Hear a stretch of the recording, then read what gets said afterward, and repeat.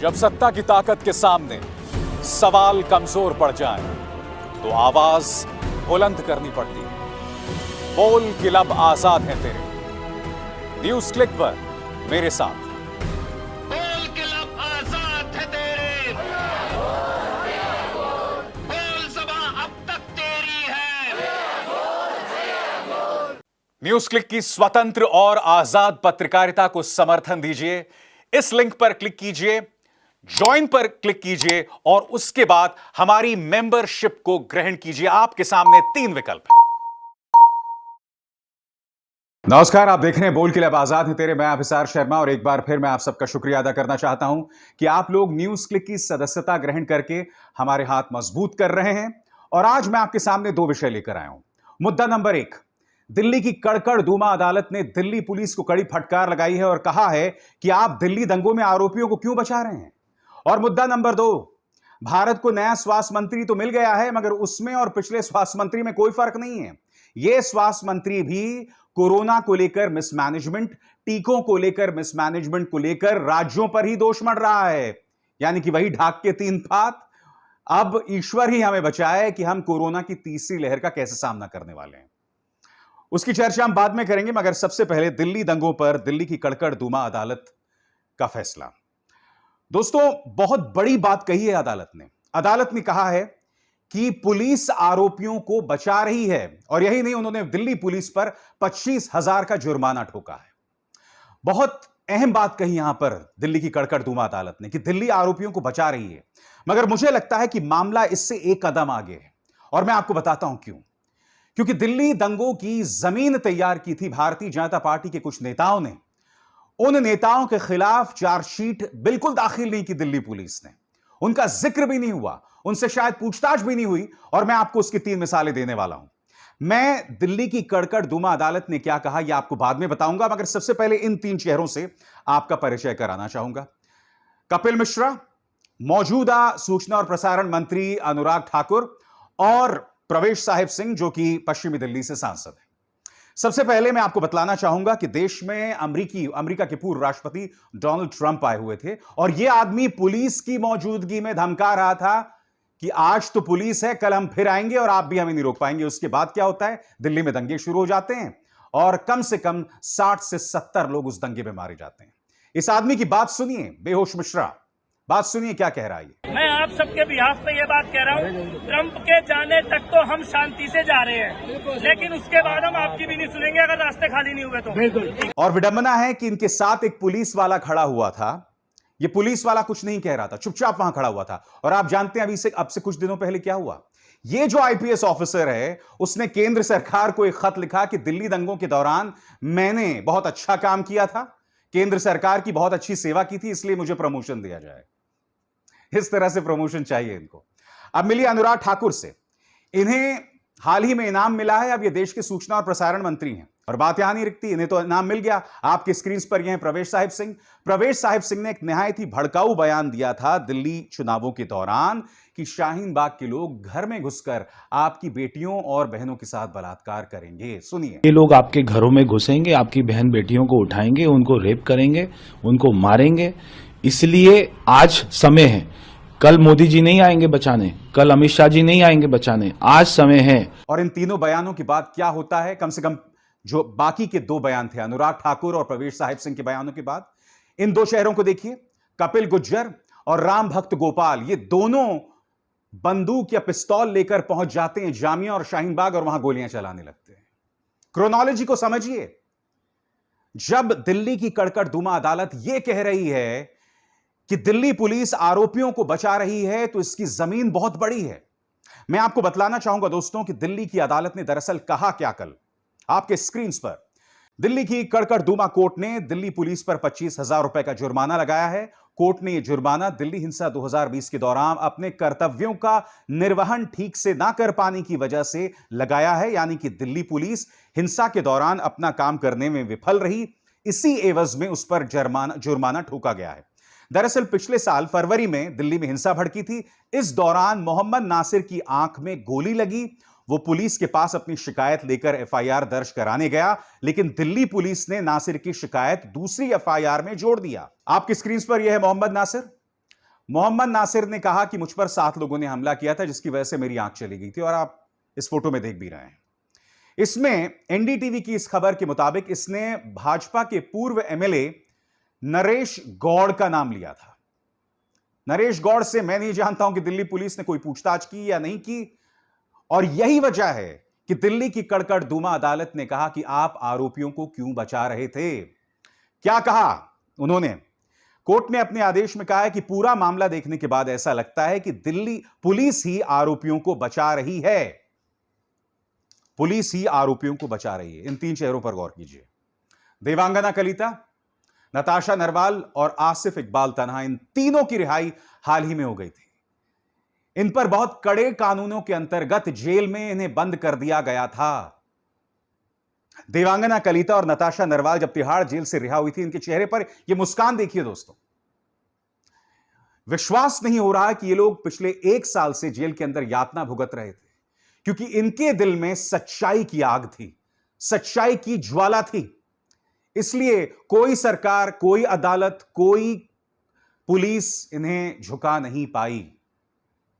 इस तरह से बेकसूरों को जेल भेजा जा रहा था। अभी हाल ही में सुप्रीम कोर्ट गए ये लोग।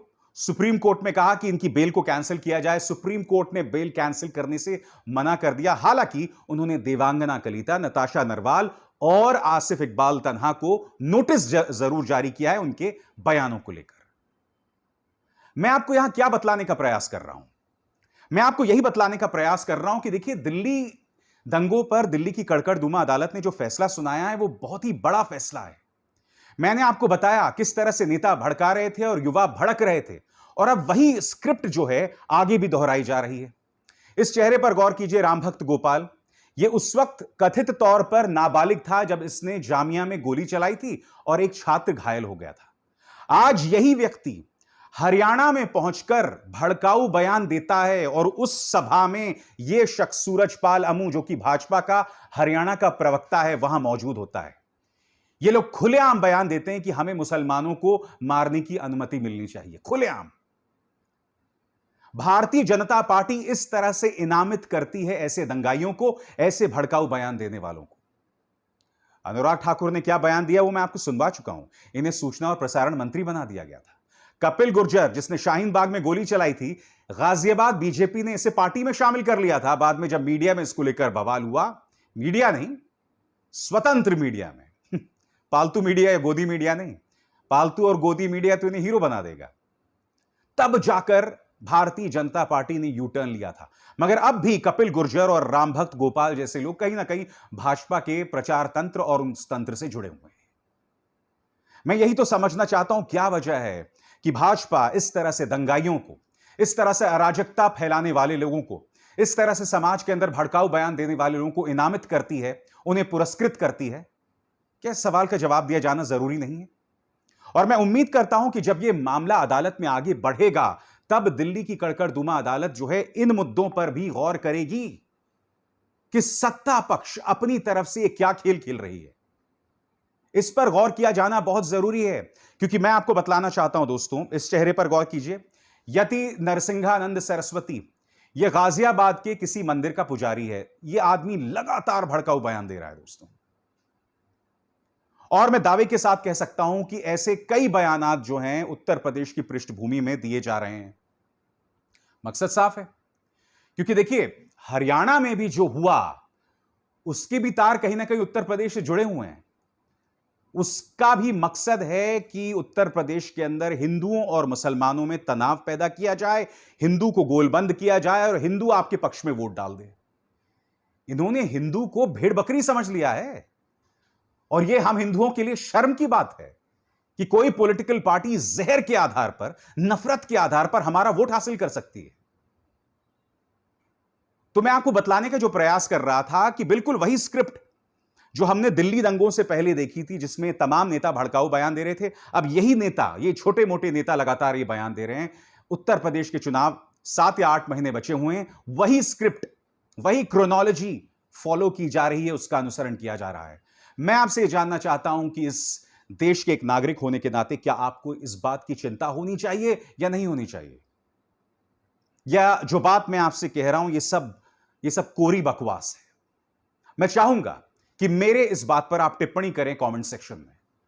मैं चाहूंगा कि आप मुझे समझाएं कि आप किस समाज का हिस्सा होना चाहते हैं।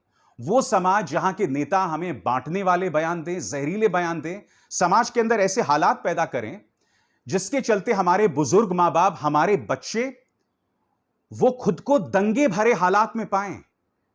दिल्ली की एक बानगी है, दिल्ली के दंगों में सिर्फ मुसलमान नहीं मारे गए थे, हिंदू भी मारे गए थे।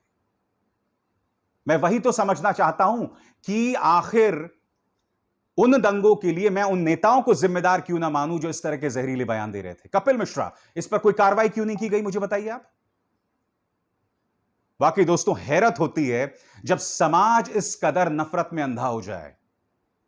यह बतलाता है, मैं उन नेताओं को दोष नहीं देता हूं, उन नेताओं को लगता है कि उनके सर्वाइवल के लिए, उनके पॉलिटिकल सर्वाइवल के लिए वो सिर्फ ये जहर का प्रचार प्रसार कर सकते हैं। मगर आप जो समझदार हैं, आप क्या कर रहे हैं मुझे बताइए ना। आप तो एक तरह से कहा जा सकता है दोस्तों हर जगह इनकी यही हालत है। दिल्ली दंगों पर दिल्ली की कड़कड़दुमा अदालत ने क्या कहा मैंने आपको बताया। जैसा कि आप जानते हैं कि इंडियन मेडिकल एसोसिएशन ने इस बात की चेतावनी दी है कि कोरोना की तीसरी लहर आने वाली है। उन्होंने इस बात की भी चेतावनी दी है कि धार्मिक आयोजन ना किए जाएं, लोग पर्यटक स्थलों में भीड़ ना मचाएं। और कल ही सुप्रीम कोर्ट ने एक फैसला सुनाया और सुप्रीम कोर्ट के फैसले में बहुत साफ था कि आखिर उत्तर प्रदेश की जो सरकार है वो कांवड़ यात्रा क्यों जारी रखना चाहती है, खासकर तब जब उत्तराखंड की सरकार ने कांवड़ यात्रा पर रोक लगा दिया है। हम जबकि कोरोना की तीसरी लहर का सामना कर रहे हैं तो भारतीय जनता पार्टी के अंदर इतना असमंजस है। उत्तराखंड की सरकार उस पर बैन लगा देती है मगर उत्तर प्रदेश की सरकार जो है उसे जारी रखती है राजनीतिक कारणों से। और देश को एक नया स्वास्थ्य मंत्री मिला है, आपकी स्क्रीन पर मनसुख मंडाविया। इनके बयान में और पहले के स्वास्थ्य मंत्री के बयान में कोई फर्क नहीं है। उसे समझने के लिए आपको मंजुल का यह कार्टून देखना पड़ेगा। यहां पर आप देख सकते हैं कि हर्षवर्धन जो है प्रधानमंत्री को शिकायत कर रहे हैं कि भाई मैंने भी तो यही कहा था जो मनसुख मंडाविया ने कहा, फिर आपने मुझे क्यों हटा दिया। दरअसल मनसुख मंडाविया ने यह कहा है कि वैक्सीन को लेकर जो इस वक्त संकट दिखाई दे रहा है कुछ राज्यों में, उसकी जिम्मेदारी सिर्फ और सिर्फ राज्य सरकारों की है क्योंकि उन्होंने वैक्सीन को लेकर मिसमैनेजमेंट किया है। क्या कहा है मनसुख मंडाविया ने आपके स्क्रीन पर। अगर केंद्र पहले से ही अपनी तरफ से ये जानकारियां एडवांस में दे रही थी और इसके बावजूद भी हमें कुप्रबंधन और वैक्सीन लेने वालों की लंबी कतारें दिख रही हैं तो यह बिल्कुल स्पष्ट है कि समस्या क्या है और इसकी वजह कौन है। मीडिया में भ्रम और चिंता पैदा करने वाले बयान देने वाले नेताओं को इस बात पर आत्मनिरीक्षण करने की जरूरत है कि क्या उन्होंने शासन प्रक्रिया वह उससे संबंधित जानकारियों से इतनी दूरी बना ली कि वैक्सीन आपूर्ति के संदर्भ में पहले से ही दी जा रही जानकारियों का उन्हें अता पता नहीं है। ये देखिए दोस्तों एक बार फिर मंजुल का कार्टून देखिए। इसमें मनसुख मंडाविया वही बात कह रहे हैं और फिर बाद में हर्षवर्धन जो है बेचारे रोते हुए प्रधानमंत्री से कह रहे हैं कि भैया मैंने भी तो वही कहा था। अब हर्षवर्धन ने क्या कहा था जिन्हें हटा दिया गया था स्वास्थ्य मंत्री के पद से, मैं आपको पढ़ के सुनाना चाहता हूं। अंग्रेजी में बयान है।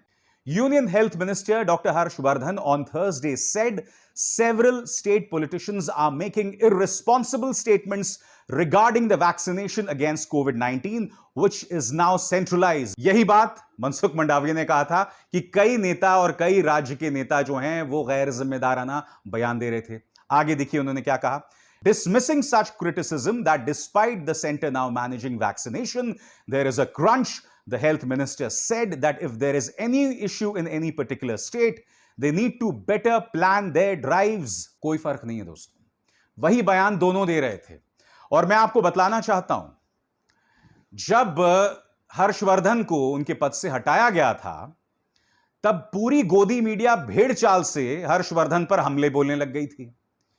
न्यूज लॉन्ड्री ने अपने कार्यक्रम में तमाम न्यूज चैनल्स के बयानों को बहुत खूबसूरती से क्लिप किया है, उसे असेंबल किया है। मैं चाहता हूं कि आप उनकी इस प्रस्तुति का ये छोटा सा अंश देखें। देखिए, डॉक्टर हर्षवर्धन को लेकर यह कहा जा सकता है कि प्रधानमंत्री नरेंद्र मोदी जो हैं इस कोविड काल के अंदर उनके परफॉर्मेंस से खुश नहीं थे। There was public anger, if there was dissatisfaction, if there was feedback about certain ministers not being present with the people in the midst of a pandemic or in other situations, they have been held to account. उन्होंने बयान इस तरह के दिए कि कोई corona virus से चिंता होने की ज़रूरत नहीं है या फिर वैक्सीन लग जाएगी बहुत जल्दी से। जो हकीकत थी कहीं ना कहीं उससे वो डिनायल में थे। बहुत बड़ा गैप था वास्तविकता से और वो जो बयान दे रहे थे उससे, और किसी ना किसी पर तो गाज गिरनी ही थी। दूसरी लहर में सरकार की बड़ी बदनामी हुई, दुनिया भर के लोगों ने न जाने क्या क्या लिखा, और उसके तुरंत बाद अगर स्वास्थ्य मंत्री को बदल दिया जाता है तो आप इसका अंदाजा लगा सकते हैं कि क्या संदेश है। And there was genuine anger about the handling of COVID. I think the Prime Minister has actually acknowledged in a way that there were mistakes done. देखा आपने, एक सा बयान। अब मैं न्यूज चैनल से एक सवाल पूछना चाहता हूं। अगर आपको लगता है कि हर्षवर्धन इतना बड़ा गुनाह कर रहे थे जैसा कि आप अब कह रहे हैं, तो यह बात आपने साल की शुरुआत से क्यों नहीं कही? और आप में यह बात कहने की हिम्मत क्यों नहीं हुई कि मोदी सरकार या प्रधानमंत्री नरेंद्र मोदी के नेतृत्व में हमने वैक्सीनेशन का पहला ऑर्डर जनवरी 2021 में दिया। अप्रैल 2021 में प्रधानमंत्री नरेंद्र मोदी ने यह बयान दे दिया था, क्या बयान दिया था? कि हमने बगैर वैक्सीन के कोरोना पर जीत हासिल कर ली। तो फिर इसका ठीकरा सिर्फ हर्षवर्धन के सिर पर क्यों फोड़ा जाए? यकीनन उन्हें नौकरी से निकाला जाना, उनके पद से इस्तीफा दिलाया जाना जरूरी था। मगर हम यह ना भूलें कि वैक्सीनेशन को लेकर, कोरोना को लेकर तमाम जो चीजें हैं उसे प्राइम मिनिस्टर्स ऑफिस ही मैनेज कर रहा था। इसलिए क्या इसका दोष सिर्फ और सिर्फ हर्षवर्धन पर मढ़ा जा सकता था? और मैंने आपको बताया कि चाहे हर्षवर्धन हो या मनसुख मंडाविया जो कि अब नए स्वास्थ्य मंत्री हैं, दोनों के बयानों में कोई फर्क नहीं, बस चेहरा बदल दिया गया है। और यह इस देश का दुर्भाग्य है, क्योंकि हमारे सामने कोरोना की तीसरी लहर है। हमें बीजेपी यह नहीं बता पा रही है कि उत्तर प्रदेश के अंदर तो तुमने कांवड़ यात्रा जारी रखी है, मगर उत्तराखंड में तुमने क्यों पाबंदी लगा दी? और दोनों के कारण राजनीतिक ही हैं। खैर दोस्तों, हमारा मकसद न्यूज क्लिक में बोल खिलाफ आजाद है तेरे में आपके मुद्दे इसी तरह से उठाते रहना है, क्योंकि अगर हम ये मुद्दे नहीं उठाएंगे ना दोस्तों, तो आप हकीकत से रूबरू नहीं हो पाएंगे। और अगर आप हकीकत से रूबरू नहीं हो पाएंगे तो हमारा हाल वही होगा जो हमने कोरोना की दूसरी लहर में देखा था। अभिसार शर्मा को दीजिए इजाजत। नमस्कार।